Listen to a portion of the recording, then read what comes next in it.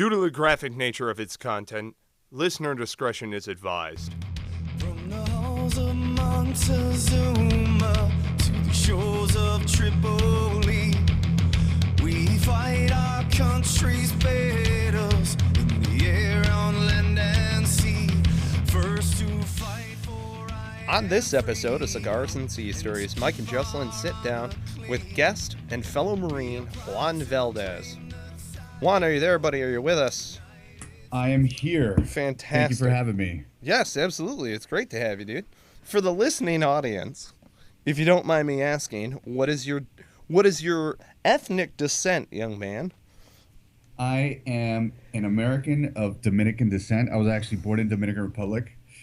And in 1989, while my parents and I were swimming majestically on the backs of dolphins, we made a right turn in Albuquerque and ended up in Boston. And this is in November, so it was a huge shock for me because I'd never seen snow or felt cold weather before. But we stayed there until I was 19, and that's when I joined the Marine Corps. That's awesome. Yeah, I've always told our listeners that you guys should hop under jugs and float home, but not a big deal. No big what? I want to reemphasize that I got to this country on the back of a majestic dolphin, just to make sure that we're clear.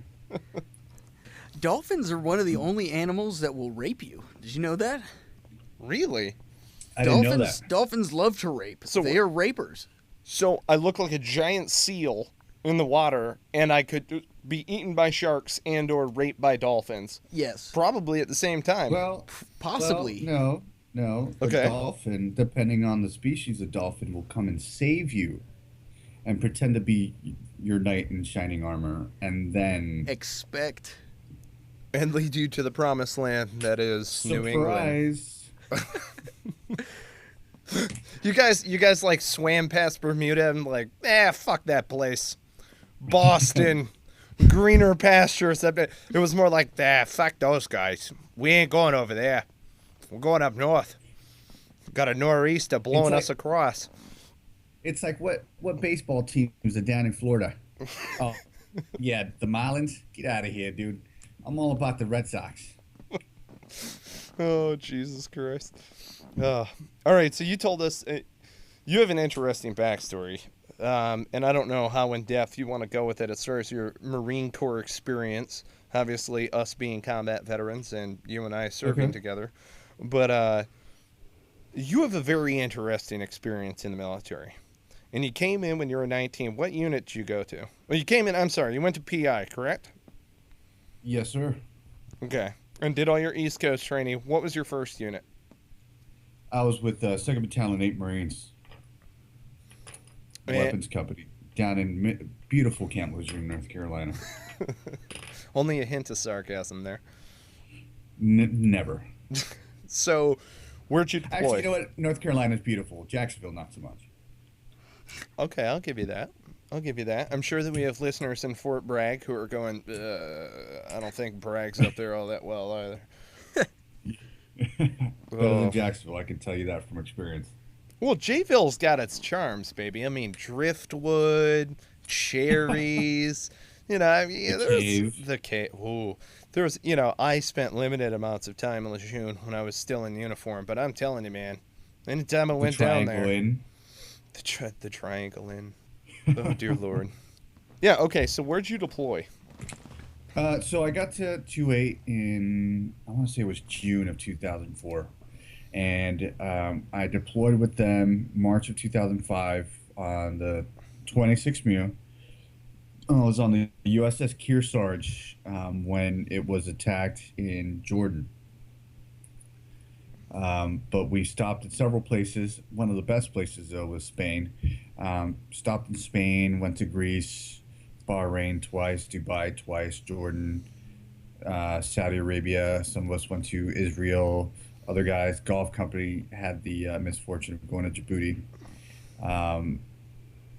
Couple of platoons of Weapons Company went to Iraq, and of course, beautiful Kuwait. Oh yes, beautiful Kuwait. Endless miles of white sand. Mm-hmm. In every Prime direction. time real estate right there. Oh, Jesus. It's like 29 palms, but 100 times bigger. Yeah, okay, I'll give you that. Yep. And police call your brass for you, which is phenomenal. Yeah, that was always kind of odd. It was a little odd. That felt weird. Not like guilt weird, but like, what are you doing with all that fucking brass? What are you doing? Well, it was creepy when they walk up. They try to walk up at night. Oh, And you're yeah. on fire watch. You're like, oh, what do I do here? Right? I remember Pretty that. creepy. But then after that, came back, and then I went with them to Iraq. Went to the city of Karma in 2006, and then I got shot on Halloween, which was pretty disappointing because I'd been watching the Thundercats, and I had wanted to paint my face like Lion-O from the Thundercats and go on patrol like that. So I didn't go out like that, unfortunately. And then I had taken the Man Pack, and I'd finally gotten the Man Pack centered on my back after all these days of taking it, and it's like slanted to the right or to the left, and I'm like trying to adjust this thing. Mind you, I'm like 100 pounds soaking wet at this point in time. And just to get this thing comfortable on my back was marvelous. And then I go ahead and get shot. So, I love that that's the takeaway. It wasn't combat. It was my fucking radio. I finally got that motherfucker good. Son of a bitch. And then, goddamn it, if I didn't get shot. Yeah, I was pissed. Oh, Fucking A. God. Oh. I was pretty pissed. Any idea what you get shot with? I want to say it was 7.62. My SAPI plate stopped it, but it was after it left my body. So, Oh, went in But it from one worked. side and out. yeah, it for the went. sappy? So it went in up in my tricep, came out, and then went back in through my chest, through my lungs, ricocheted off my rib, and came out my back. And that's when my back SAPI plate stopped it. So, in case you were wondering, that shit works. Fuck. Yeah, they don't make side sappies for your armpits. So, Right. Jesus, man, that one had your number. How long were you in recovery? It all depends on what you mean recovering, because I'm Right. still trying to recover from that one. No, I feel you. But I was in the hospital 15 days. I just wanted to get out, and I wanted to get back as soon as possible. Wow. 15 So days. did you go back? I mean, obviously you didn't end up deploying again right then, but Right. I mean, well, when I was in the hospital, it took me about a week and a half to walk. And just to make sure that I can go back immediately, I started teaching the nurses how to clear rooms and shit, just so I could remember in my mind. So we'd go and start clearing like ladder wells and shit, because I was a motivator. Hell yes. And I Nice. just wanted to go back, but I didn't go back immediately. I ended up getting out of the hospital, went on leave, and then came back and went to the Wounded Warrior Barracks before the regiment stood up. And I was there almost a year, and I got the opportunity to go home on recruiter's assistance. And I was considering going into the reserves and being a part-time recruiter, because you could do that. You could be a reservist and be a recruiter, and then if you feel like, oh, this is just taking up too much time, I quit. And that's the end of that, supposedly. Jesus. But yeah, I did 6 months of that, and then they sent me back down to Lejeune, where I went to 8th Marine Regiment. And I mean, it wasn't anything great. I was part of the EAS platoon. So, working parties up and doctor's appointment every day. Right. And then the S1 chief was actually going to be the platoon commander for the PSD, and he had asked me, he's like, listen, I want you to consider this and, take your time. We're going to Iraq soon, and I wanted you to go and deploy with us. And he's like, just take your time figuring this stuff out. And 30 seconds later, he had an answer. And the only reason it was 30 seconds is because I was letting him finish speaking. And I'm like, yeah, no, I'm going. I'm there. Yeah. Fuck yes. So, and it was great because Brian Stan was my company commander at the time. And so right around the time that I was asked this, Captain Stan came around doing a room inspection, and he ended up asking me, like, why haven't you been promoted yet? And I'm like, well, I didn't think I could get promoted.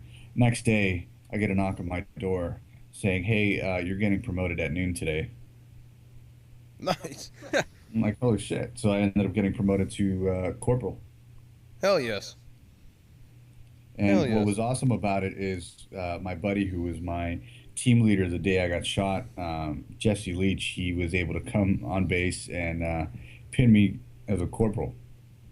Beautiful, awesome. dude. That is fantastic. Hell yes. And he was already out? Yeah, he was already out. It was funny because the company commander called him up and he goes to me, he's like, is Sergeant Leach out of the Marine Corps yet? I'm like, yes, sir, he is.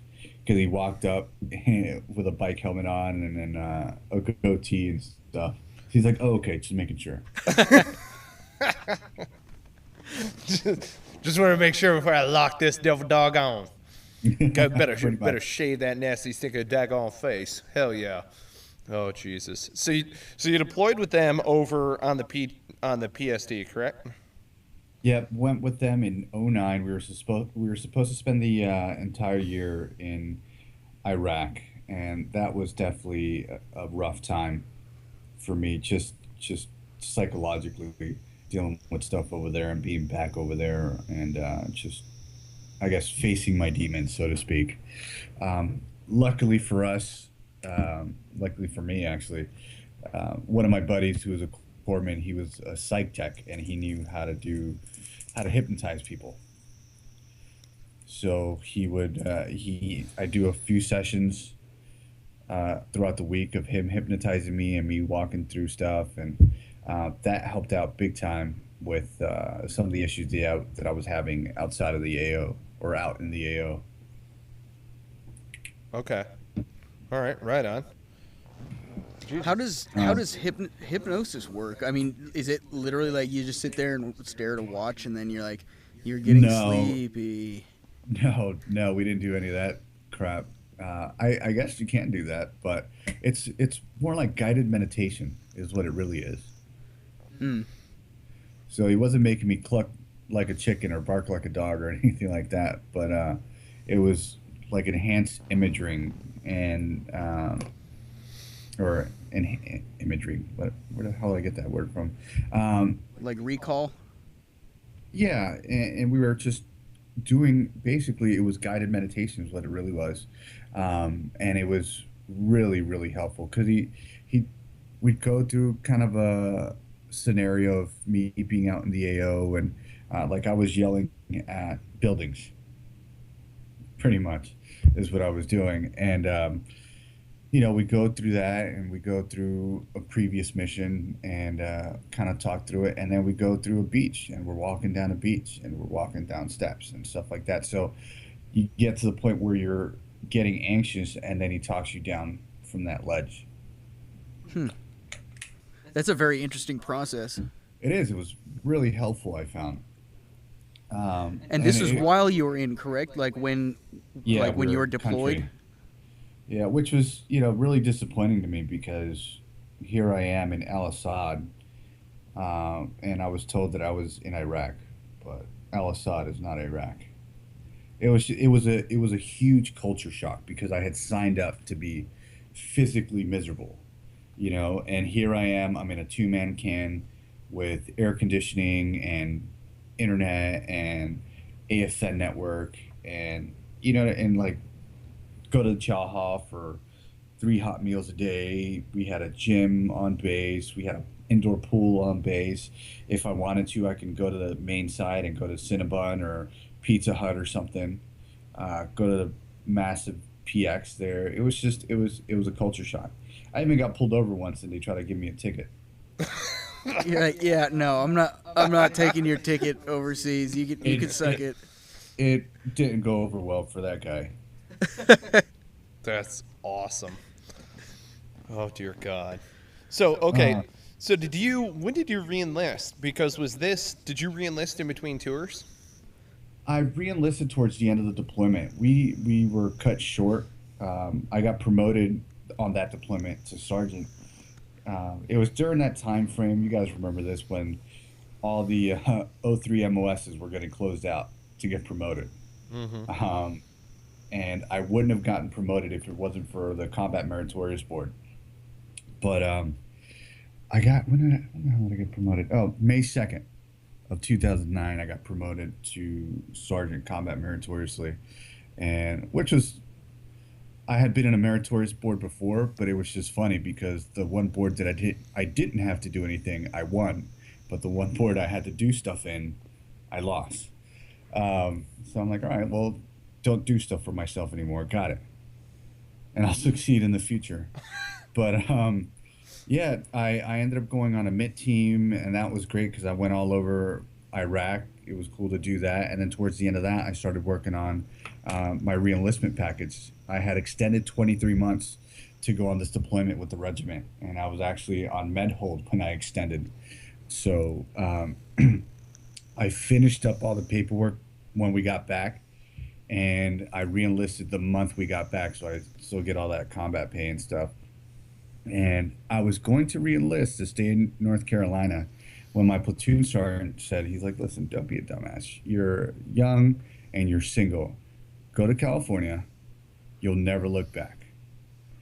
And I'm like, well, what units are in Camp Pendleton? Because I don't want there to be a single chance in hell that I end up in 29 Palms. It's beautiful out there. You're talking to two guys from 7th Marines over here. Come on now. So you know exactly what I'm saying. Yeah, fucking A. 29 Stumps, baby. That's home. That's where we grew up. Staying away from the meth heads, I hope. Yeah, well, yeah. Watching them glow at night. You're like, holy shit, the fuck is that out near Amboy? My God. Yeah, man. But so he's like, 5th Marines, you got to go to the Fighting 5th, the most decorated regiment in the Marine Corps. So I was like, yeah, fuck it, let's go. So I ended up getting 1-5, and I went there. Make peace or die. Make peace or die trying. There it is. I was pretty pissed off because I had IMLC. I was going to IMLC in January, and then 2 weeks after IMLC, I was going to ISLIC, which was badass, and I wouldn't have gotten that opportunity if I wasn't in regiment. And for anybody that clowns people that are in regiment, like, you're dumb, because you get the opportunity to pretty much go to any school of your choosing up there. I had that opportunity, and then the monitor's like, nope, you got to go to 1-5. So I pretty much went to 1-5. I had to report to 1-5 around the same time that I would have been in ISLIC.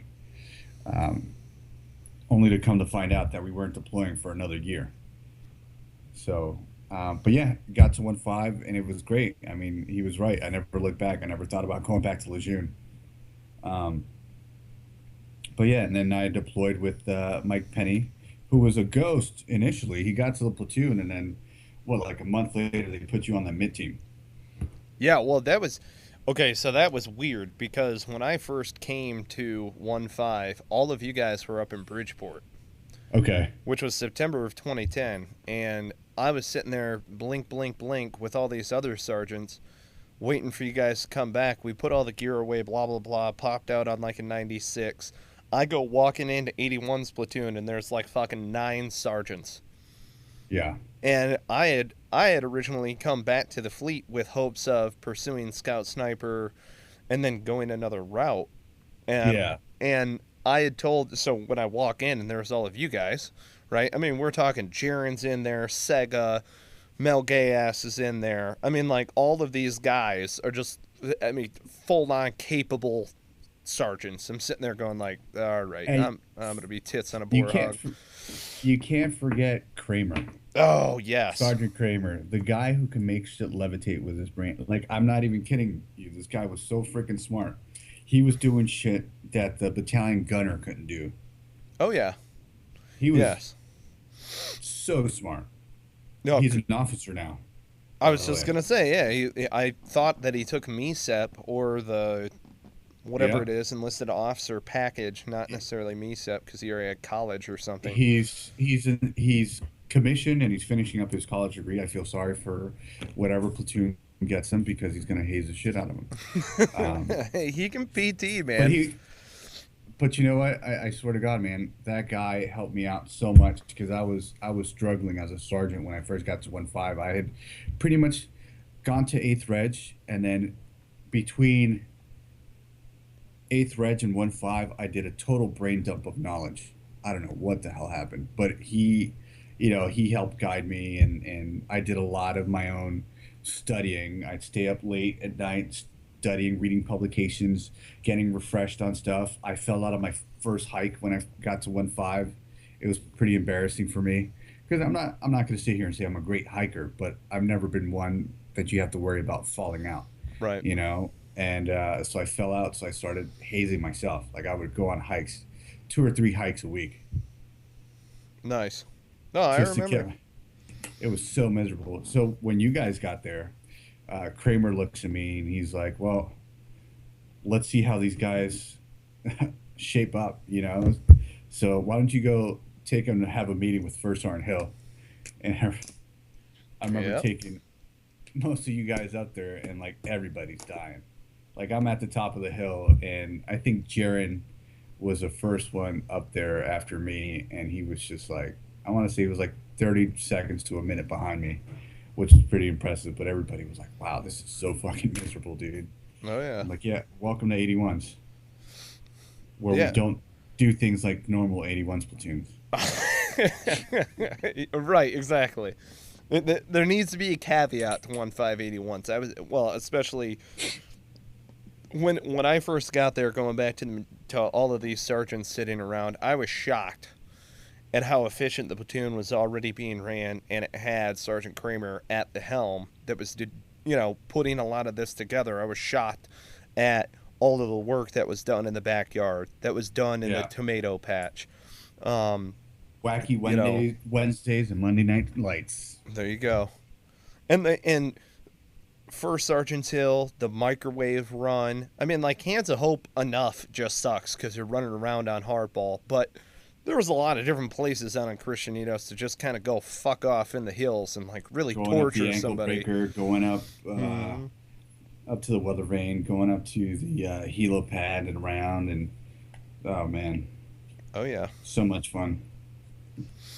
Yeah, and it was funny too because I really don't think that anybody truly understood. Yeah, I don't know if I've ever shared this or not, but I went walking in. I think it was like that Monday or Tuesday. It doesn't matter. Whenever we got back, and I went walking into Sergeant Major's office and was like, here's the thing, Sergeant Major. Here's my resume. I haven't touched an 81 millimeter mortar system in like 6 years. I very much so could refresh myself on it. However, I think that you've got a whole fucking squad essentially of sergeants in 81's platoon who have that. Here's my resume, here's where I could potentially go. And with foreign weapons, small arms weapons, and the like, he said, okay, we're doing a police advisor team and an embedded advisor team. Do you want in? And I said, yes, I'm throwing my hat in the ring. Turns out I never knew this until after the deployment. I think it was Colonel Savage pulled me aside, and he was like, Sergeant Penny, I want you to know that you're the one and only Marine in the entire battalion to voluntarily go to the police advisor or the embedded advisor team. You sure he didn't say that in a Bostonian accent because he's a Red Sox fan? Can we hear what that sounds like in a Bostonian accent? Be like, please? All right, Sergeant Penny, I want you to know that you are the one and only fucking Marine who voluntarily went over to the police advisor team. Now, I don't know if you got a fucking screw loose or something, dude. But, like, you might want to get your shit fixed. You know what I'm saying, kid? Over here? Wicked fucking pisser, dude. Wicked pisser. All right, you good? Stiff up a lip. Let's go check out the new Mackie Mac picture. It's going to be fucking awesome. Guns and chicks and shit. I don't even know what the fuck it's called. It's going to be great. Dude, I've heard that conversation. You've heard me recount this story. 2 guys, I'm sitting on the T, right? Any Bostonian knows what the T is, right? So I'm sitting there on this fucking subway, and I hear 2 construction workers. I couldn't make this up if I tried. They're standing there. They've got the orange vests on, right? These guys were a little heavier set, had the big beefy man arms and shit, just to paint the picture a little bit here. I mean, these are hard-working men. And they're like, what up, kid? What you doing? And it's like, you know, at this point, I've got to listen because the accent's out. These guys are from the area, born and bred. You can tell they're like, you know, blue-collar guys. I got to listen in, eavesdrop a little bit, right? The one guy just looks at his buddy and he's like, hey, dude, you want to go check out the new Mackie Mac picture coming out this weekend? He's like, sure, man. What's it about? He's like, fuck, I don't know. Like guns and shit, explosions. Who the fuck cares? It's going to be like naked chicks and shit. It's going to be fucking awesome. It's Mackie Mac. It's Mackie Mac. The guy can do no wrong, dude. Like, what the fuck are you talking about? I loved him when he was Mackie Mac. He's like Tom Brady. He's a saint, you know. He's just another saint up there with Tom Brady, who, might I add, has gotten away scot-free because he is a saint and he was found not guilty of anything. I just want to go on record as saying that. Tom Brady, instant hummer. Instant drop into the knees, instant hummer. Just saying, throwing it out there. I'll drop his dungarees. You know what I'm saying? That he bought from Filene's. So, for all of our New England fans up there. Filene's in Downtown Crossing. Oh God. Oh yeah. Little Bostonian. My main man Sebastian's over here going, I've never been to Boston. You guys are assholes. No, we're massholes. What do you think? Yes. What do you think? Poor massholes. But on a serious note, I mean, I think going on that PT was hands down the best thing that could have happened to you. Honestly. And I just remember from being on the Mint in 2009, it was just an awesome experience. I love being part of a small team like that just because there's less BS and it's more kind of autonomy and everybody's working together. It doesn't matter what rank you are. Everybody's working towards the same goal. It's not there, you know, if someone had an ego, you can easily have that individual check it at the door. You know, and I've had that instant happen to me on the Mint team where one of the gunnies on the Mint team tried to talk to me like I was a piece of shit. I'm like, hey, listen, you know, I don't know who you think I am, but I'm not that guy. You know, like I'm a pretty squared away dude, so don't come at me like that. I didn't appreciate you talking to me like that. I'm not some freaking boot. And the dude's just like, you know what? You're right. I'm sorry. And I want to shake your hand because you came at me like a man, not like some of the other dumbass sergeants that I've had. And I'm like, well, you should have joined the 03 community. You'd see a lot more of that. Hell yeah. Hell yes. But yeah, go ahead. Well, okay, so in transitioning out of service, one of the things that I have really relied on, to be honest with you, because I want to talk about banging and sanging. Banging and sanging? Absolutely. We're going to dry into banging and sanging. Shotgun to the dick. Thanks, 3-5. Ooh. They gave us that one. That was awesome. Ooh. Yeah. By the way, I want to get that tattoo. Have you seen that kid? He has like a Welcome to Vegas sign, but it says Welcome to Marvelous Sangin'. It's got a little poppy seed. It's beautiful, beautiful tattoo on his forearm. You got to look it up. I do have to look that up because it's interesting. We should go a little bit more in depth as far as our deployment because it was very interesting in the fact that primarily I spent the entire deployment up in Kajaki. You and I did not see each other until we were in Sangin, and it was probably the last month and a half, 2 months of the deployment. I don't even think that. I don't think I saw you until we got back. Really? I think so, or Leatherneck, but I doubt it. My God. Maybe Leatherneck. I can't remember. Well, what were you doing in Sangin? Where were you at? So we were attached to Bravo Company. The platoon got split up. Initially, it was split up 3 ways, with us supporting Bravo Company, and we were manning the post at Fob Inc., manning the guns, and doing patrols from Fob Increment, and basically the areas that none of the line platoons wanted to go, just because it was pretty quiet initially. And then we were slated to leave because 28 Echo was leaving here shortly, and we were going to take over one of their patrol bases down there, and we had to leave a group of guys down there. And we were pretty pumped up to take over that patrol base just because They had their own contingent of EOD. I mean, it was a really, really sweet setup. They had all the support they wanted, and it was right across the street from Nole. So we can get whatever logistics we wanted. We were right there by the company. But then Bravo Company needed us to take over patrol base for them because they were building a new one a little bit further north, kind of inching towards Alcatraz. And we ended up taking over Transformer. And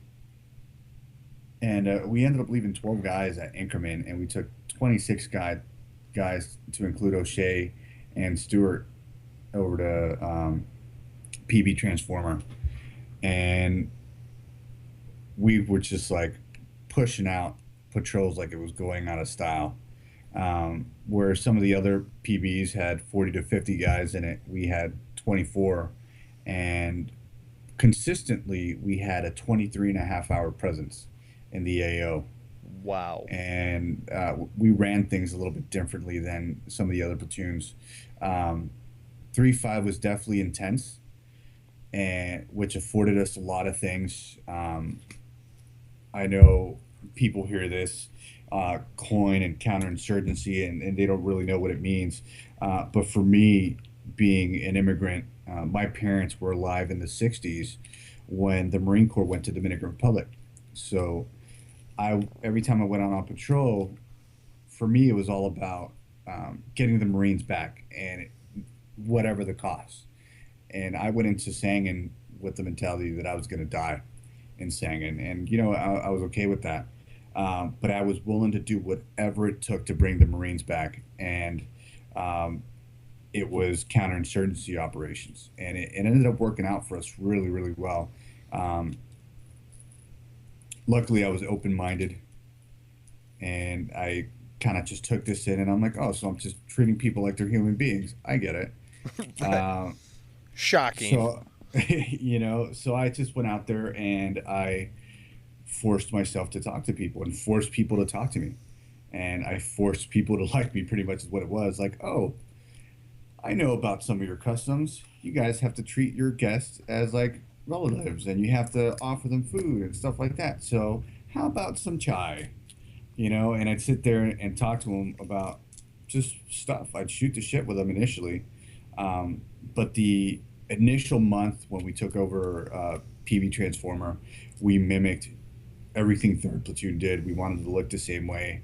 And then about a month to a month and a half later, we just started to apply our own TTPs to the AO. So the way I looked at it was, when everyone in Afghanistan is doing a Ranger file, the Taliban knows how to deal with a Ranger file.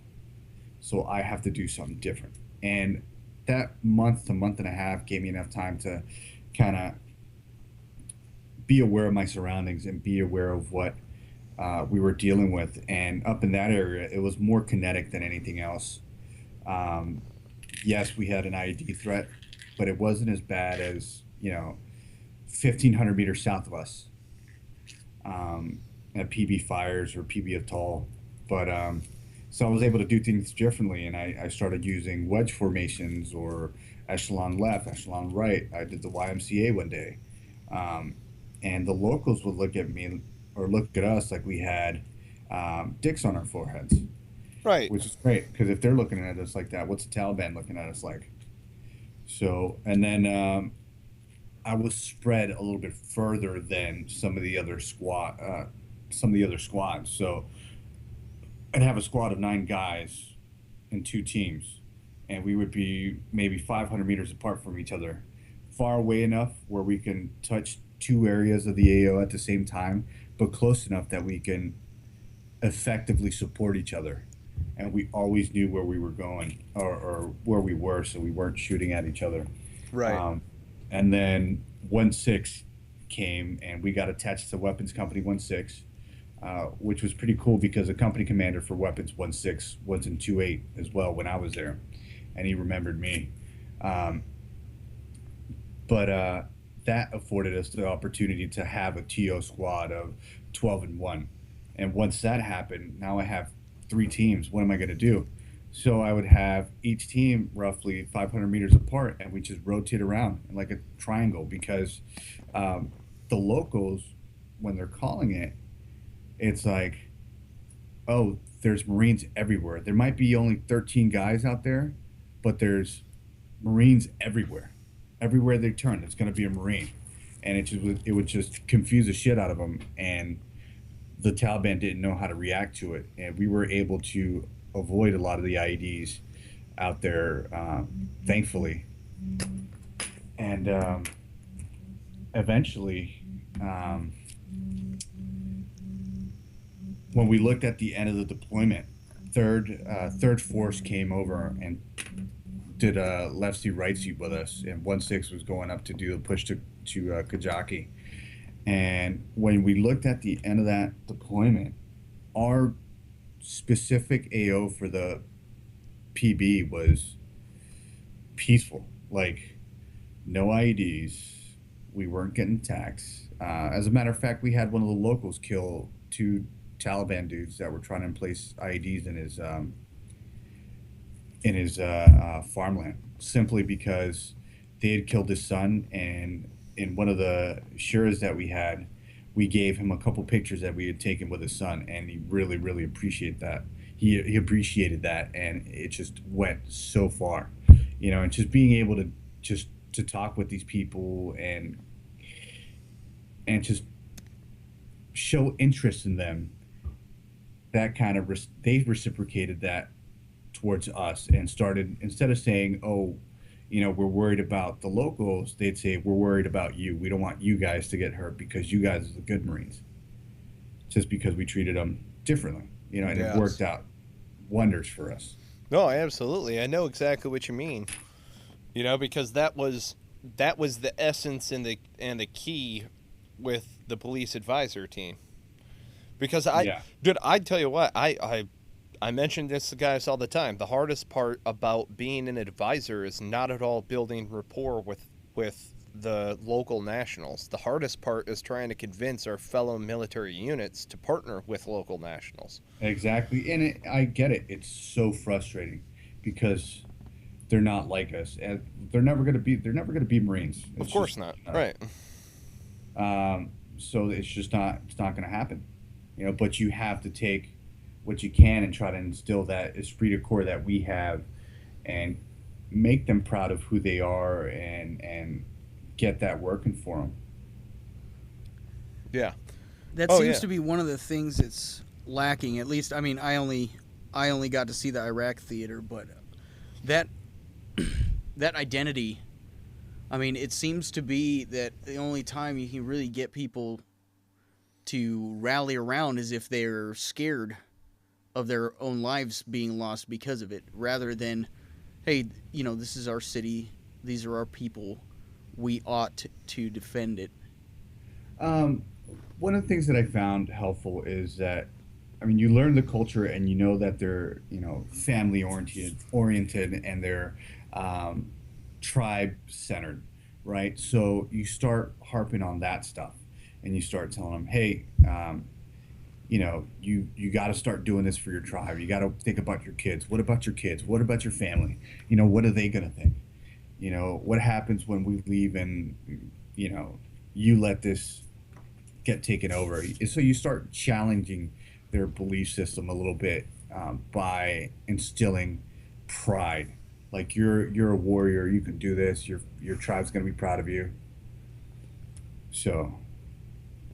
No, that speaks volumes, because that's, I don't want to say unfortunately, it's just that is one of the keys, within that culture, is understanding the dynamics of it. And to cater to your point, I mean, anytime we went to I very rarely, if ever, went inside of an Afghan's home. For the most part, if we did shurists, they were at like a common meeting area or something like that, or it was a police officer structure or something.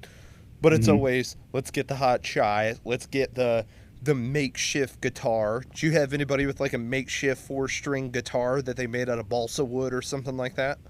No. Oh, God. At least I don't remember. I'm posting pictures, people. I got a shitty fucking dirt stash, and you know me. I got this flaming red beard. So when you trim it into Marine Corps standards, I'd pretty much look like a fucking pedophile. But I've got a picture of me, cigarette hanging out, frog gear, jamming away on this 4-string guitar. I tell you what, those little fuckers knew how to play it too. They were like throwing bendies and shit. I can't play instruments. I mean, anytime I attempt, it's like the worst thing in the world. It's like some drunk retard decides to hop up and, play Freebird at a bar. But it's funny though, because I mentioned that specifically because us playing their instruments and their guitars, shockingly to me is, which it shouldn't be, but shockingly to me was a family activity. It's what you did. Your father taught you how to play the guitar. Literally Right. humbling myself in order to have a little Afghan dude teach me this 4-string guitar with no frets, built out of fucking balsa wood. Hey, that built more rapport than anything else. Yeah. Frankly, we would have been ridiculed. Sebastian and I would have been ridiculed doing something like that in Ramadi on our first 2 tours because it wasn't Yeah. our mission. Right. It didn't play well. Well, You do know? you guys, having seen this MIT team and this embedded type of mentality more, do you think that gave you guys more closure, working with people more directly, vice just being in a kinetic environment where, your first tour, you're a boot, you're just getting told what to do, you're not seeing anything aside from, hey, go here, do this, do that, like seeing that other side of it when you're in leadership, getting to get a feel for the people, getting to see what they're looking to get out of it, and trying to match that up with what the mission is without too much pain. Like, did that help you with closure at all? Did that give you any... I'm talking to both of you guys because that's what I'm hearing here. Definitely closure. I wish we would have done a lot more of it in Iraq, but that wasn't the mentality at the time. Right. But it was definitely helpful and very advantageous to us in Afghanistan. Yeah, I think... Well, okay. When I was in uniform, did it add closure? Maybe. At that moment in time. But to be honest with you, to quote one of my favorite lines, every once in a while you're thinking to yourself, why oh why didn't I take the blue pill? Yeah. Because I don't know about you, Valdez, but like when I was going through the advisor training package, what have you, I was shocked at how much of a Marine 24 hours a day, 7 days a week you need to be when you're operating around local national forces. And I don't mean that I got to be a shitbag when we were in a kinetic environment, but remember Ramadi in our first tour, bro? We got to wear whatever the fuck boots we wanted to wear. We had a different gear set. It was pretty much like, hey, here's your SOP as far as a junk on the bunk inspection. Aside from that, grab whatever the fuck you want from out in town. We're going to war. To the opposite end of the spectrum in the police advisor team, where it was like 95% of the time it was try to maintain uniformity, maintain a clean shave, always have fresh camis, which is near impossible when you're operating. Mm-hmm. Always look the part of being a Marine. I think that was probably the most stressful thing. Yeah. Oh. Yeah. Well, that and you hit it nail on the head. You had a team full of your peers. What do you do when you have nothing but sergeants and petty officers? Corporals, NCOs and petty officers, we'll say. The beautiful thing about that is you can say, hey, man, come on, you got to get your shit together. And if that person doesn't, conform or go get on with the program, then you can get everybody else on the team involved and say, have a intervention kind of deal. Yep. You're exactly right to that effect.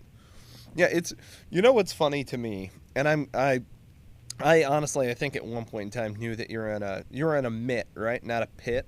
You're doing the Correct. military? Okay, so I think that I knew that at some point in time, but that's not something that sticks out in my memory as far as your backstory is concerned. But I was shocked at how much I learned as a police advisor that honestly has carried over into being a civilian. Yeah. Building a rapport. I know for a fact that wherever I go, no matter what, whether or not I'm labeled as such, I self-identify as a Marine. Not in the gung ho type of sense where it's like once a Marine, always a Marine. Sure, that absolutely holds true. However, I don't think that a lot of our guys who are on active duty understand the challenge that is ahead of them.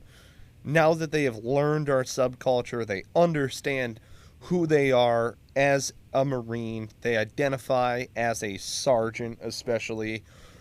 I mean, that's it's a tough pill to swallow when you start walking around and realize that, and it's not power. It's not power. It's authority and delegation is the hardest pill to swallow. You have no team to delegate to any longer. If you want to go out and get shit done, everything is Do it based yourself. exactly. It's all individual basis. And I mean, that's Which is also because you weren't really relying that much on other people, and if you had to ride somebody, then you rode them. right. Exactly. And you could ride them, and you could almost. One of the worst things in the world is to tell somebody, like, you're going to do this because I'm a sergeant. Like, fuck that, dude. You know, if you give me a lawful order and shit like that, then obviously I'll go out and do it. I'll move heaven and earth. You know, give me the mission statement, tell me what's going on with higher adjacent supporting and the enemy sit, and I can pretty much go anywhere and work a frago off of that. Right. You know, but the thing that was just such a goddamn culture shock to me, because I got out at, May 2012. 4 days later, after leaving service, I was sitting in a classroom at UMass Boston. And for me, the biggest thing was, okay, kind of turn on, because I got a little bit of the academic life, just a smidgen, a touch of the academic life before I left. I was doing classes at Palomar College. I had felt like there was like an academics, like there was something in me that allowed me to go into higher education, so to speak, in the advisor training, because you're in a classroom. It's much more of a condensed learning environment. The practical application is there. Did you notice that? Like, was there anything in transitioning out that you really draw upon military experience-wise that helps you on a daily basis? Yeah, for me, I had to basically think of remissioning myself, so to speak, right? So, 10 years are coming to a close, and what am I going to do? Okay, I'm going to go to school, but what else? And I had that same platoon sergeant that told me to re-enlist to go to California. He's like, when I first got promoted, he was like, listen, your job as a sergeant is to teach, motivate, and inspire Marines. And I've taken that and I've applied it to veterans, because what makes me happy is seeing people succeed. And going to Saddleback College and stuff like that, I want to set all of those guys up to succeed in their future endeavors, whatever they may be. For example, I have a buddy of mine who was in the invasion of Iraq. He's a YouTube celebrity. We make fun of him for that. Nice. He works for a airsoft company, and his dream is to build like a massive indoor airsoft park, like a office building where you're clearing office rooms and stuff. So I'm trying to get him motivated to get that stuff done and pointing him in the right direction to get that stuff done, because I want to see him succeed.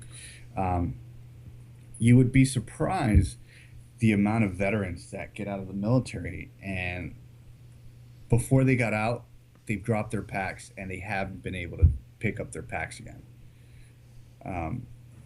So I tell a lot of guys, there's no reason for you to be failing classes, because you're a Marine. Like, you've been through way tougher shit than this. Doing night OPs and going through combat is way worse than going to school. I mean, going to school ain't shit. But we just let our kind of like stigmas of civilians and college students get the better of us, which brings you back to the point of the mid team and working in small teams and establishing rapport with people. Here you have when you're on a MIT team or a small unit team or being deployed working with locals, you have a group of people that you really don't care about, but for the accomplishment of the mission, you have to establish rapport. And it's the same thing in college. Like, you get into class and initially you just want to haze these kids, and kid shows up late, you want to tell him to start doing burpees outside, or if he falls asleep in class, you want to slap him in the back of the head. Right. Or yes. If he's on his phone, you want to snatch his phone from him and slap him in the back of the head. Such a satisfying thwack, just wake up, recruit, you bitch. But you can't, right? Right. Because you're not just representing yourself; you're representing veterans all over the country, right? So yeah, you have to keep in mind that you might be out of the Marine Corps, you might be out of the military, and you're not a part of that team anymore. But that doesn't mean you don't have a team. Your team consists of your immediate family or your extended family, and to that effect, other veterans. And one thing that I look at is we all care about all the guys that have passed away. I have a buddy of mine that died in Iraq. I never made it to his memorial service. I got his name tattooed on my shoulder. Another kid from my platoon in Karma got shot and killed by a sniper. And for me, the way I look at it is, I'd be pissing on their graves if I didn't get out of the Marine Corps and be the best that I can be. Excel and accomplish whatever it is that I want to accomplish.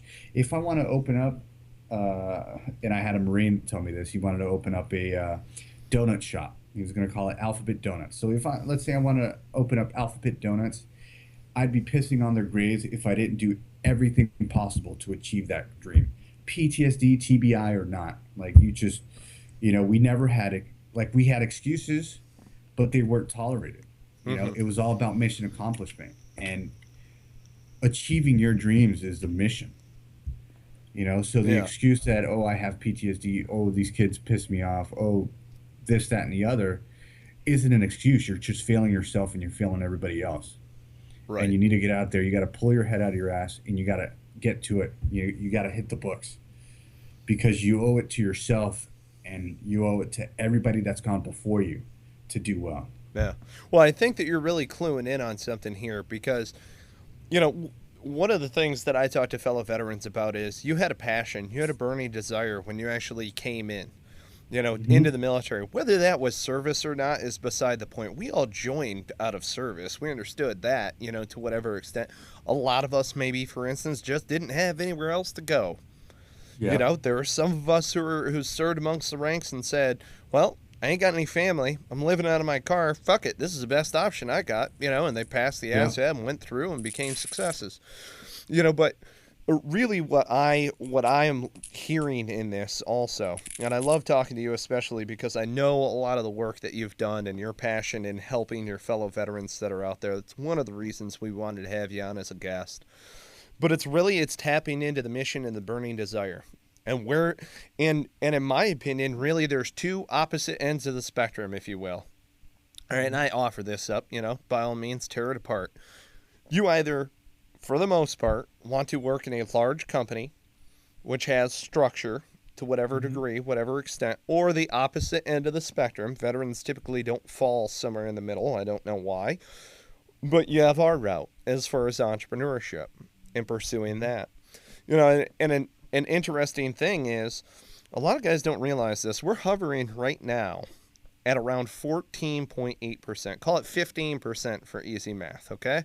15% of veterans coming out want to be entrepreneurs or are going into whatever business-making venture that they wind up going into. The returning veterans from post-World War II, 49%. 49% went into entrepreneurship. So you've got a lot of guys, you know what I'm saying? Because you and I have bounced around a lot of different ideas. What's going on right now is you get a lot of guys who are going, well, all the hype's about STEM degrees, science, technology, engineering, and math. It's all pumped into that in order to get some sort of production tempo. Helps generate money into the economy and all of these things. Couldn't agree more. Absolutely need people going into the STEM degrees. However, a lot of their talents, right, and a lot of their passion in order to go out and help people and what have you might get lost or thrown to the wayside, maybe even just put on the back burner because they've got to go into a different pre-existing structure, into a Google, into, IBM or something like that, in order to work within those confines, and their passion and their desire and their focus to be able to, help out fellow veterans or create the latest technology or any given solution that's out there, good product service, kind of gets chopped off at the knees. A lot of people are going, hey, man, I want to be an entrepreneur. You have the ability to make six-figure salary right out the gate or whatever the hell. Mm-hmm. But I think that they're losing the focus and getting caught up in the rat race is what I'm trying to say. And that the passion and the desire is really what is going to keep them burning. Passion and desire, not just to live when we're outside the wire, but I'll tell you what, a great fucking analogy is standing on post. You're in the 6th hour of post and you're just like, You're just you've dipped a whole tin of stateside Copenhagen. You've jerked off 3 times at this point. Countless fucking piss bottles have been thrown downrange. Seeds that you've got? How many times can you envision the tattoo that you're going to get when you get home? How much pussy you're gonna slay? But the reason why you pay attention is because of the passion and the burning desire that you have in your heart. Just stand watch in that fucking post. And, ain't nobody's coming through my sector. Even though I might be daydreaming a little bit every once in a while, I'm going through my 10s and 15s or whatever you wind up going through, checking your range sketches, your sector sketches, blah, blah, blah. So how does roping their passion really come back in, so to speak, to what your mission is, your own personal goal set? Let me pose this question to you and the listeners. What makes the World War II generation the greatest generation out there? In my opinion, what it is the gumption to get back and get America back onto their feet, off and trucking. We weren't nearly as devastated, but getting out there. Yes. Exactly. So these guys came back and they're like, all right, well, we fought this war and now what? Oh, I have a GI Bill. Oh, I have benefits to start a business. Well, I'm going to do that. Even more so with veterans from Vietnam. And those guys are really unsung heroes because they got dealt the shit end of the stick. And we have it made right now because of those guys. And they're the same thing. They came back and a good portion of them went back to school or got into the workforce or started their own business. Mm-hmm. And they got to working. There was no excuse for them, and they had to hide their identity. So basically they were like superheroes. If you think about it, Batman and Superman, they can't let everybody know they're Clark Kent and Bruce Wayne. And those guys were the same way because of fear. Now you have our generation coming in, reaping all these benefits from the previous 2 generations, and we get this sense of entitlement. And to the point, I try to kind of ignite that fire, and I try to figure out, what is it that you want to do? I want to be, let's say a guy was a 0311, and he's like, you know what? I want to be a hairstylist. Yep. And I'm like, well, dude, what do you have to do to be a hairstylist? Okay. What do you have to do to be the best hairstylist in your area? That's always my follow-up question, because it's never good enough just to get there. You have to be the best, because I find it more so in Marines than other branches. We just have this arrogance and this pride in being Marines, and everybody that you speak to will attest to that. And I try to just kind of harness that. You might be out of the Marine Corps, but you're still a Marine, and the Marine Corps taught you a lot of valuable lessons. Yes. It taught you that successful individuals work on the weekends. Successful individuals deal with shit after hours. For example, I don't know if you ever heard of Broughton Hotels. Absolutely. Love Larry. Great guy. Okay, so I met him last week. Okay, yes. He's hopefully going to be one of my mentors here soon. He took a liking to me, but he's a Green Beret. And that guy went out and just achieved his goal of becoming an entrepreneur. And for him, it wasn't good enough just to get into the hospitality business. He wanted to be the best. And now he's working on getting 80 hotels by 2020, I think it was. Hell yes. But he's got these goals, and he wants to be the best because it's not good enough. Yeah. Just to be average. Well, then, you know. no, you're exactly right. And to your point also, and to bring up Larry, who I've met Larry, great dude. We got to have him on the show as well. I mean, 100%, we're inviting you on, Larry. We would love to have you sit down with us. He speaks pointedly towards strength-based teams.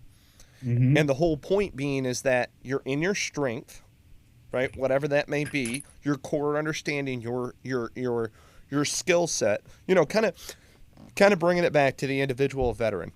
Hey there, Marine, what are you passionate about? What's your desired work pace? Large company, you want to be an entrepreneur? Do you want to work in a startup community? And that's where I was going with the STEM degrees as well. Those guys who are in the passion project need to understand, you know, hey, okay, I'm getting this badass degree. I'm going to be a freaking engineer. Is it really worth my time to go and be an engineer in somebody else's, like, Google giant enterprise? Or is it more worth my time to go and work with a veteran in entrepreneurship to excel that team and grow the vision overall? Something that they can really take, like, a piece of the pie with. Well, there's a center ground that you guys are circling mm-hmm. with what the points you guys are bringing up. I think a lot of what veterans come back and see is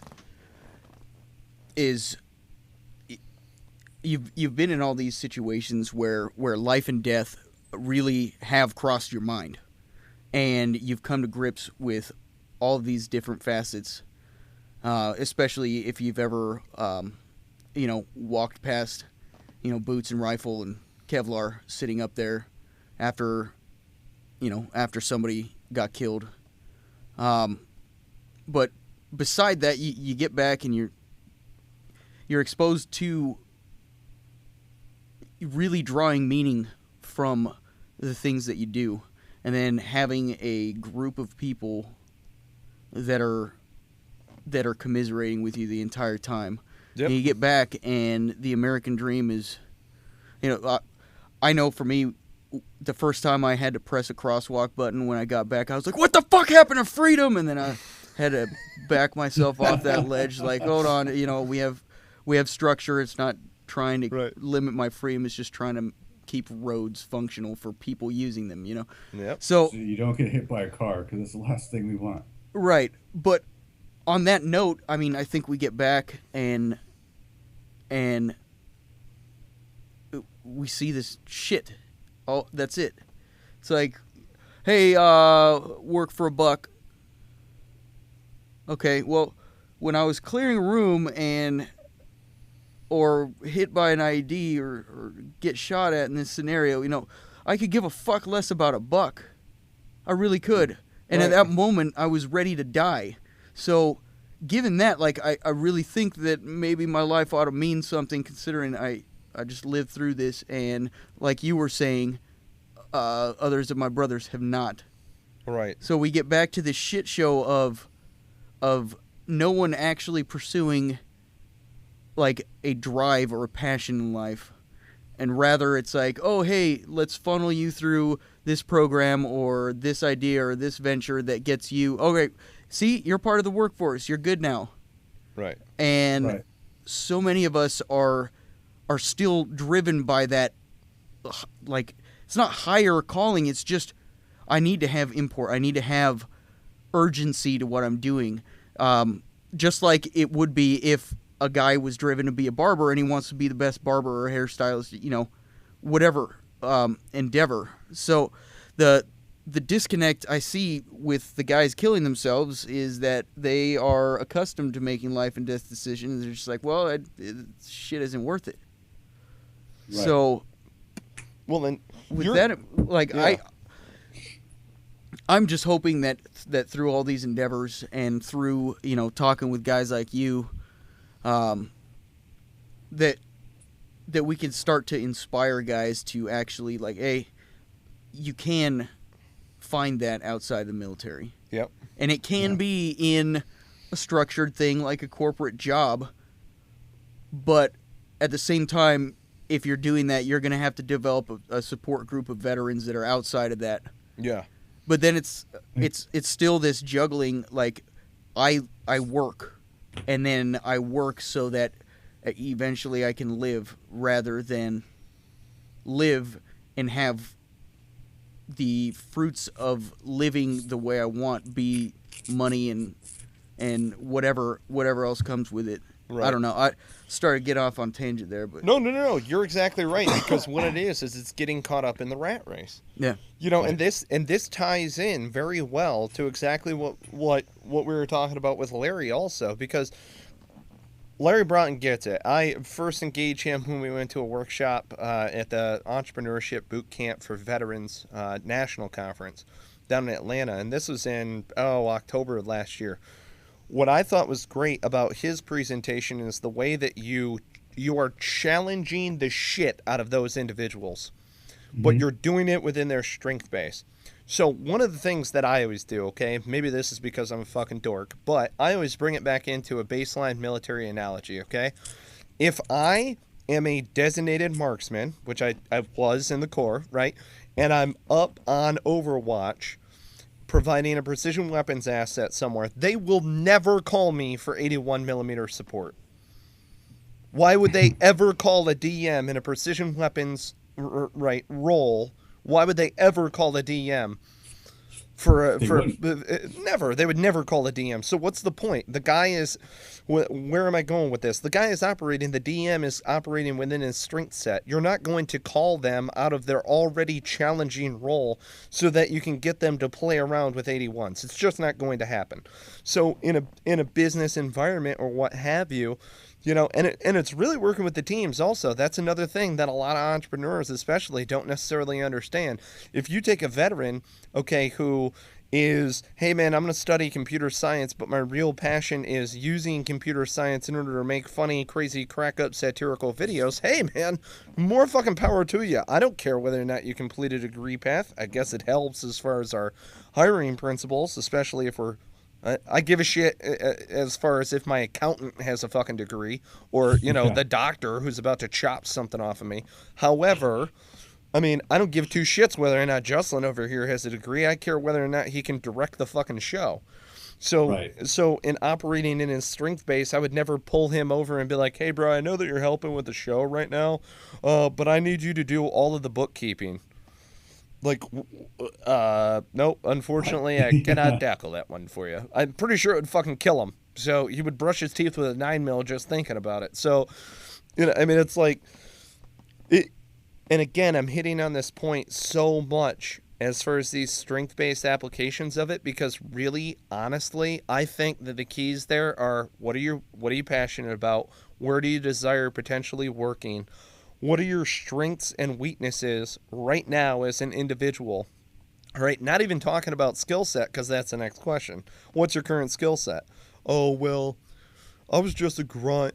Like, just a grunt? What? There's more to it than that, yeah. Right. Like, are you fucking kidding me? Do you know how to write a 5-paragraph order? Yeah, but I fucking hate writing 5-paragraph orders. What about doing tactical decision games where you write your own 5-paragraph order? You know, oh, well, that's better. Okay, well, now you have an entire life that you can write a 5-paragraph order for. Mm-hmm. You know, if you're, honestly, and I know that this sounds fucking cheesy as hell. I completely get it. But what I tell guys who are aspiring entrepreneurs is literally sit down and go through BAMPSIS, all right, on how you're going to do it. Go through your troop leading steps. Go through your fucking MET-T, right? Write a business plan in a 5-paragraph order first. And if you put competition as the enemy, you're fucking dead wrong.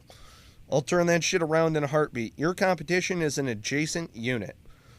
That is who it is, an adjacent unit. They are either acting maliciously and not coordinating with you, or they are collaborating with you as a fellow veteran-led effort. Right? And this and the enemy, in my opinion, the enemy is the good product or service that the consumer needs. It is the need that you are looking to fulfill. And from my perspective on the education side of the house is your biggest enemy is honestly yourself, and letting your thoughts get the better of you and letting your thoughts keep you from achieving those dreams. Yes, couldn't agree more. Now, you had mentioned you're going to school on the post 9/11 GI Bill, right? Yes, right now I'm actually working on a few things right now. One of the many things I'm working on is one, I'm trying to use Jedi mind tricks to convince the VA to pay for my law school, doing Chapter 31, so voc rehab. I've already proven to them that they've done it in the past. Now all I'm doing is I'm showing the need for attorneys in Orange County, LA County, and San Diego County. So I'm just working on that piece. And then another thing that I'm trying to work on is a pipeline for aspiring attorneys, starting at the community college level. So Saddleback College, and this is where I got the idea, Saddleback College has a phenomenal engineering program. They have like an engineering pipeline. If you get on this, I want to say 25% of the students in this program are veterans. If you get on this, you get a paid internship, and you're automatically accepted into Stanford's engineering school. Wow. Yeah. Holy shit, that's huge. Yeah, so I'm trying to do something like that with attorneys. It's a little bit more difficult just because you have more moving parts. You have to take the LSAT and stuff like that. But I'm looking at doing this over at UC Irvine just because their law school's so young, and I can have a much larger impact there than I would at Stanford, who's already established, Right. and already has a huge ego. But I want to try to facilitate things for people who are willing to reach for their goals. That's awesome. Yeah. Hell yes. It's a People worthy, who want noble to- mission. Yeah. People who want to go above and beyond just being GP, general population. Because for me, it's never been good enough to be GP. Right. You know, I always have to be the best. So that's what I'm doing now. But I mean, the biggest piece of advice I can give anybody getting out of the Marine Corps and they say they want to go to school, instead of going to a 4-year school right out the bat, where you can get lost in an ocean of 300, 500 students in a class, go to a community college. You save up your GI Bill benefits that way, and classrooms are smaller. You can get, like, if you need help, it's easy. You have easier access to your professor than you would at a big university, and you won't be so lost. For example, Saddleback College has one of the best veterans offices I've ever seen. You know, the support system there is just immense. And then when I look at a 4-year school like UC Irvine, it's kind of like, eh.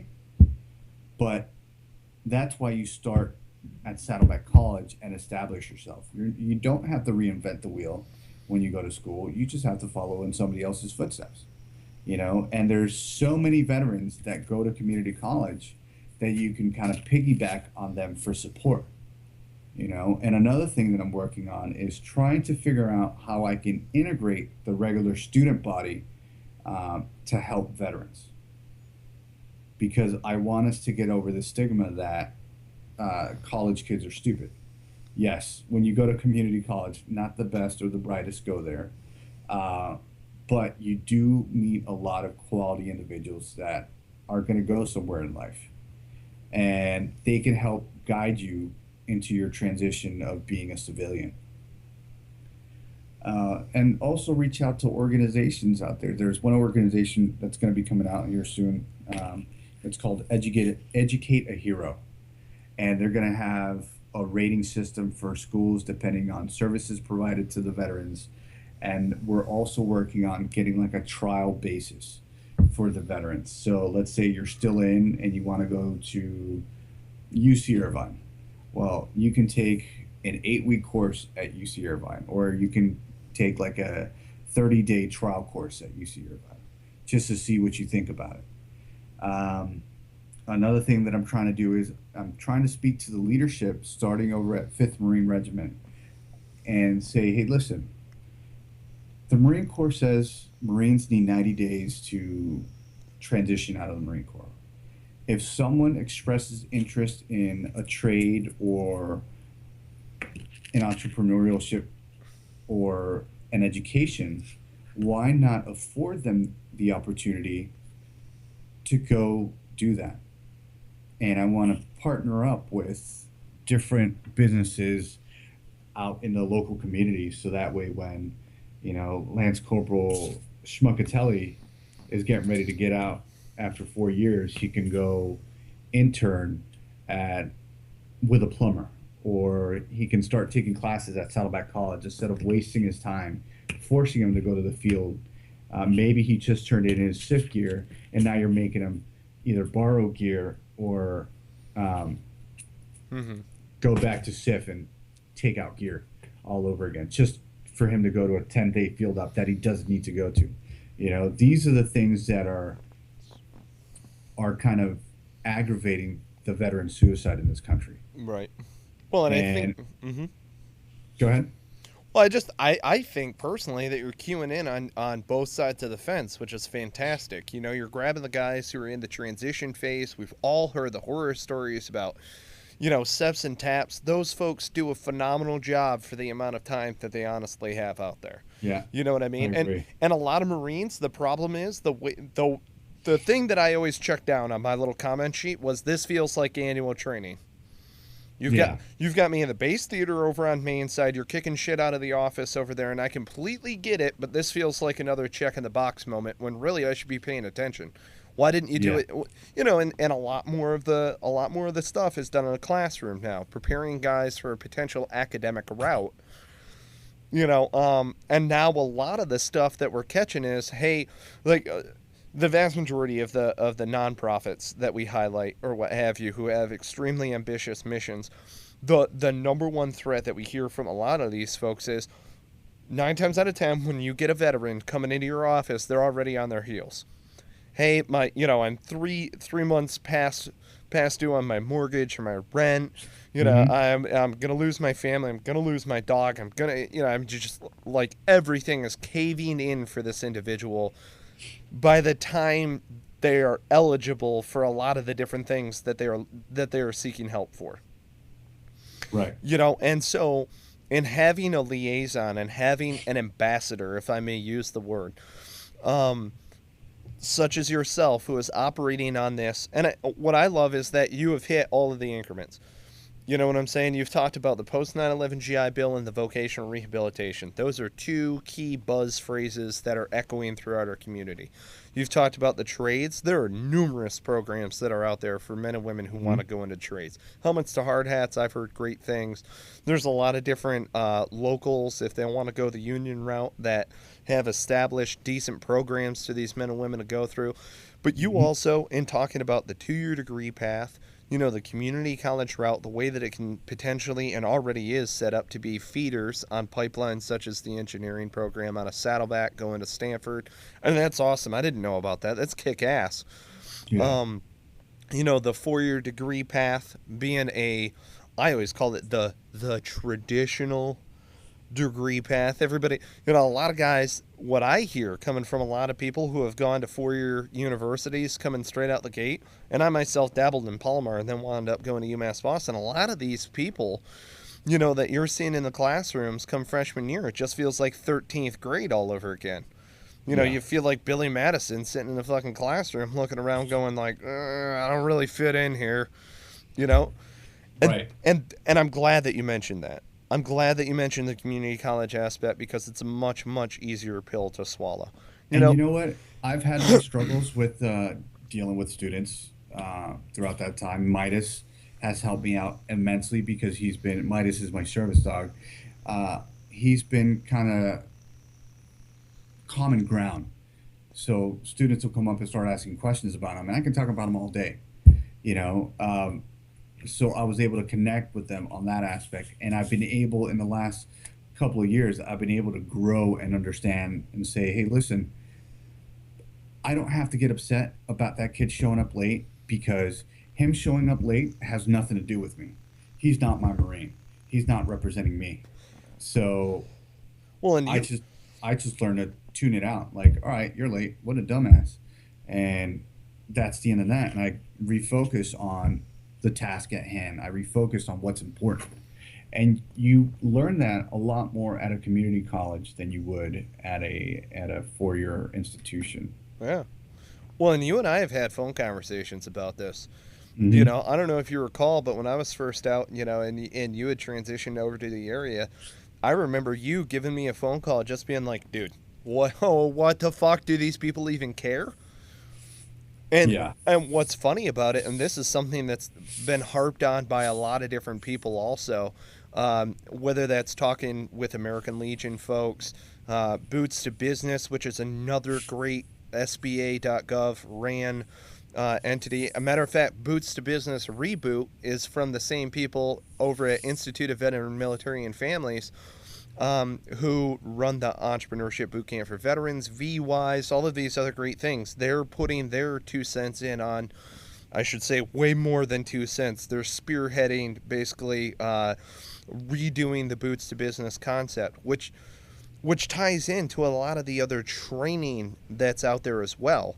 You know, if folks are looking for resources that they need to go through in order to kind of ease that transition, also, there's a lot of different resources, training resources, to give them the skill set at very minimum that will help them individually. Because what you're talking about here, and veterans don't necessarily full on grasp when they leave the service, is that you, even though you have a team, yes, you're operating in a team, you have family, you have other people that are out there, the mission is very much so individual.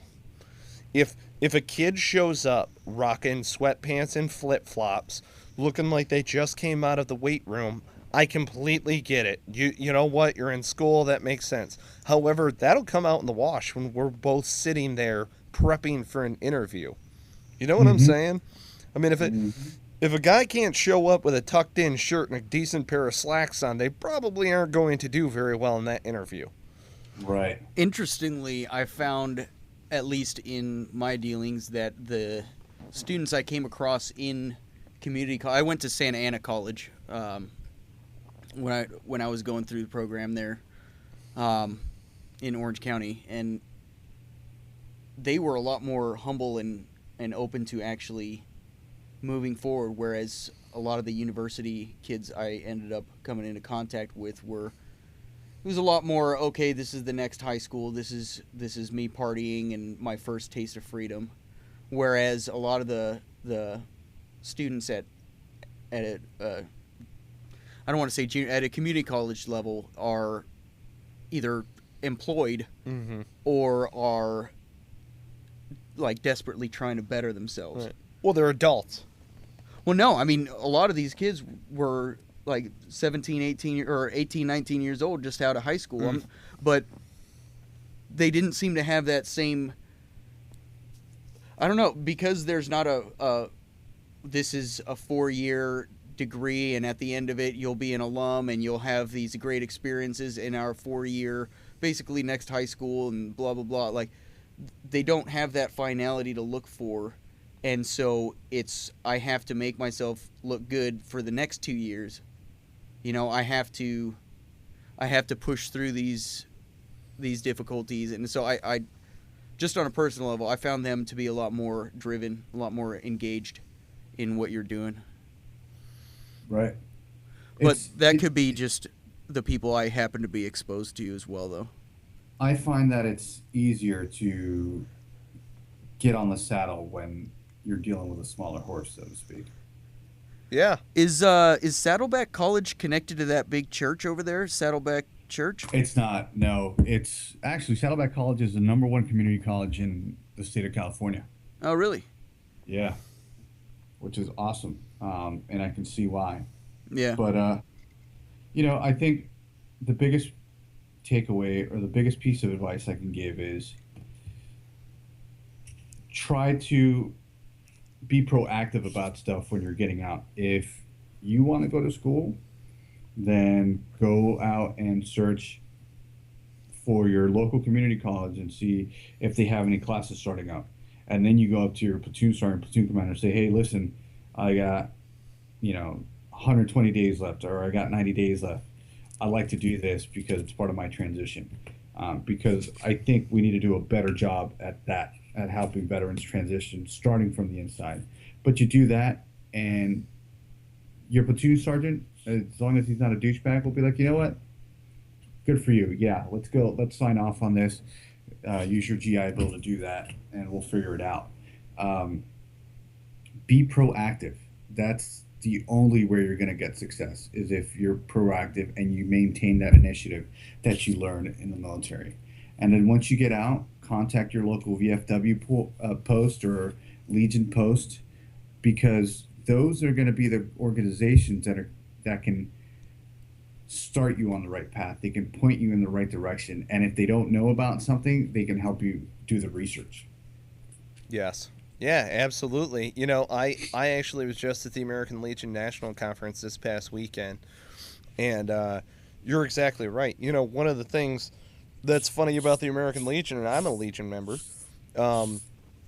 it holds a stigma of being, fucking just buildings full of old fogies who are hanging out sharing war stories or what have you. It's much more than that, as far as it being the largest actionary arm, so to speak, or veteran organization that is lobbying on veteran behalfs and all of these other different things as well. I mean, that it doesn't cue into my mission to go out and preach from on high to the American Legion, because the vast majority of their members already, for the most part, understand the difficulties that we're dealing with right now. It's our demographic. It's the 24 to 35-year-old who's transitioning out, looking around going, hey, man, I'm a fucking trigger puller. What the hell am I supposed to do now? And it's like, well, you got to figure out your passion being individually based. However, you want to be able to still work in teams. Oh, and make sure that you get a high-end degree.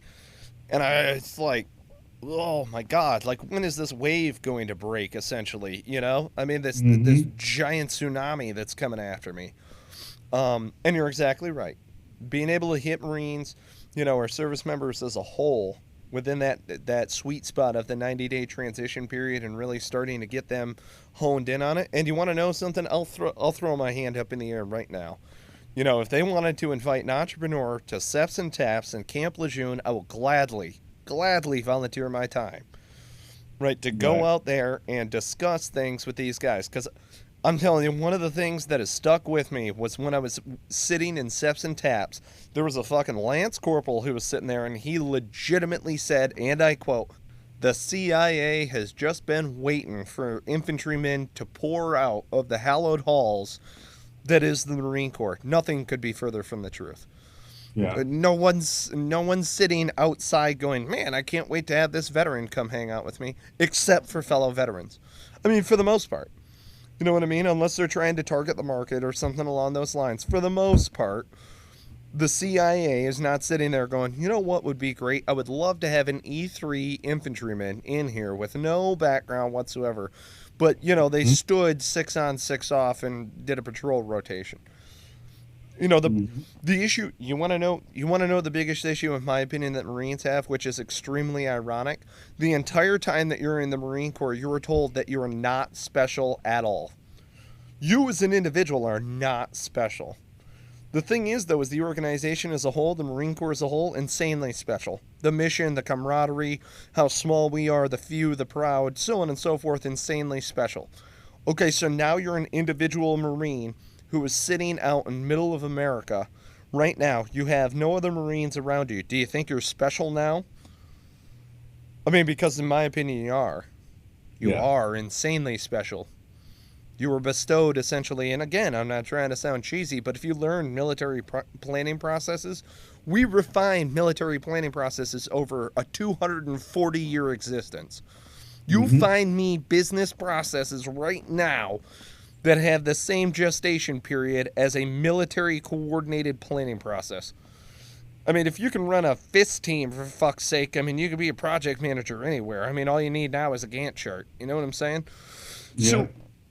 So I mean, and I don't mean to go off on this weird fucking just like rant. But the point is, though, is that I'm on board with your mission. The next time we're out on the West Coast, you, me, Larry Broughton, we're masterminding. I'm pulling in my buddy Daryl Fasaro. He'll be on the show next week, by the way.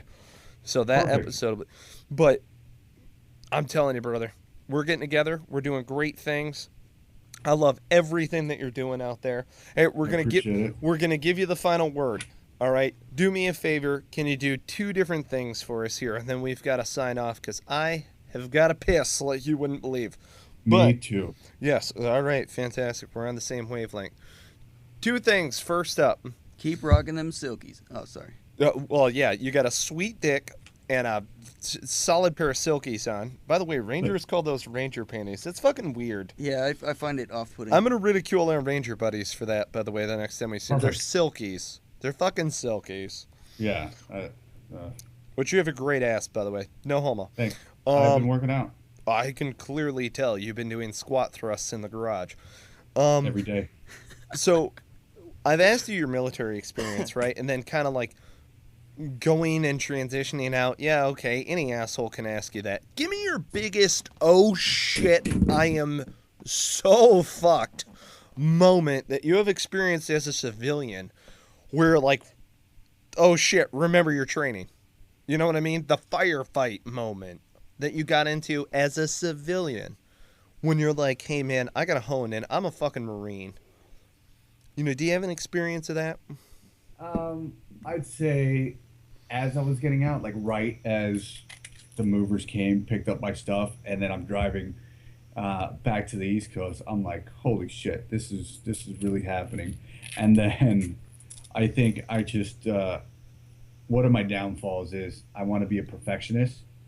So I just like, I don't know, I completely flipped shit in one class and I didn't submit a paper and I just like flipped out on the students in the class. And you know what? I don't really feel bad about it because they deserved it. But it's true, they deserved it. But like after that, I was like, you know what? I need to chill out because I'm going to lose this fight if I continue down this path. And this was like very early on. When I had first gotten out of the Marine Corps, I was just, you know, out of it. I was so stressed out over everything, trying to make money, you know, trying to find a job that would fit me just because, you know, dealing with my disabilities and stuff. And it was super stressful. Dealing with the ex-wife, of course, is so much fun. But that was kind of like my oh shit moment where I was like, you know what, I need to nut up or shut up. So, and I nutted up and I'm like, I got to stop letting this shit. I have to stop letting my emotions dictate what I do. And that was the beginning of the new chapter in my life. I was able to just, anytime any trigger happened, I'm like, what the fuck am I doing? This is just stopping me from accomplishing what I want. This is not essential to the mission whatsoever. So I need to put it to the side. Nice. Very nice. I can appreciate that. All right, one final thing. I need you, if you would, please, and this is optional, but we would love it if you would do it for us. Could you give us our tagline? And that is, Cigars and Sea Stories, Smoking and Joking since 1775. Can you say that for us? Cigars and Sea Stories, Smoking and Joking since 1775. Only if you say pretty please, and that Tom Brady's a saint. Pretty please. Tom Brady is a saint and one of the, if not the greatest quarterback in University of Michigan history. You're damn right. And you know what else? Cigars and Sea Stories, Smoking and Joking since 1775. Because that's what we do. Yes. All right. Give us one more. We got to have some B-roll for this. If I could leave you guys on anything, the biggest piece of advice is for those guys out there that are getting ready to get out, don't waste your fucking time. Don't waste your time, because not only are you wasting your time, but everybody else's time that's trying to help you. Get out, figure out what you want to do, and hit the ground running, because you don't have time to waste. Core. Yes, core. Love it. Awesome. Juan Valdez, not related to the coffee guy, but phenomenal Marine. So fucking glad I got to serve with you, brother. Honestly. I miss you, bro. I miss you. I miss your scent. I miss your musk. Well, you know. I just think that when this is all over, we should get a place together. So, you know, it's whatever. Maybe we don't have to tell the wives about it. We just, Nope. we can go on our secret getaways. a quiet little cottage in Vermont, knitting each other sweaters, growing handlebar mustaches. I mean, there's all sorts of things that we could do. I don't know. Wait a minute, hold on. We've already established the fact that I haven't hit puberty and I can't grow facial hair like a real man. So I'll get a like a faux beard. There you go. You Okay. can get a merkin and just stick it to your face. There it is. Yeah. You know, a merkin is it's a toupee for your dick. They have a fucking term for that? You can buy a merkin. Many men right now are manscaping their fucking trouser trim, and there's other guys out there like, oh, you know what? I should try on one of those merkins in the window. Like, how do you even shop for that? Oh my God. Like, hey, I'm looking for a toupee. Listen, I'm looking for a little bit of gray, a little refinement. I want to feel distinguished. But it's got to be trimmed short because I'm not working with a whole lot here. You know what I mean? Keep it. I can tell you, Donald Trump probably shops at that store. They also sell his toupees. I'm willing to bet he's got a matching merkin. I wonder if his merkin flops in You know the what? wind. Trump, if you want to come on, we will make an exception only for you to come on for 5 minutes and tell us if your merkin matches that awesome comb You're over. fired. And then you can tell us we're fired and that I'm an illegal immigrant and that I'm a rapist or something like that nature because I'm brown, I'm automatically Mexican. Oh, it's got to happen. God, In your infinite wisdom, Donald Trump. Thank you. well, I got to say, brother, thank God to those majestic dolphins. So glad that I love it. they brought you to the red, white, and blue. Me too. Oh, dear So God. Oh. All right, well, brother. Hey, great to meet you, brother. Sergeant's backbone of the Marine Corps. Semper Fidelis. Hoorah. Hey, thank you, Juan. Thank you so much for being on. Juan, that's so fucking weird. Thank you, Valdez, former sergeant type, for being on the show with us. I want to give a shout out to you guys. I want to give a shout out to those Article 15 guys and to any of those guys who have gotten out, hit the ground running, and they've either started their own business or gone to school and done great fucking things. It's those guys that we need to follow. It's guys like you, guys like Matt Best, and all those other dudes examples we need to follow because you guys are still having fun, doing what you love to do, and you're making a difference. You know what I mean? That's what America's all about. It's all about the American dream, and that shit is still achievable. We just gotta stop being stupid and get it done. Absolutely. I can appreciate that, man, and I very much so appreciate the compliment. Thank you so much from the bottom of my heart, honestly. Hoorah. Make peace or die, brother. Take it easy. Hell yes. Thank you so much. Listeners, don't forget to subscribe, rate, and review the podcast. Your comments make the show. Tell us how we can do better. Tell us who else you want to talk to. If you're a Marine or FMF corpsman, past or present, and would like to join the conversation, go ahead, contact us. We're at contact@cigarsandseastories.com. Again, that's contact@cigarsandseastories.com. We love hearing from veterans, veteran supporters, and people who think we suck. So thank you so much for joining us on Cigars and Sea Stories, smoking and joking since 1775. Cue the music.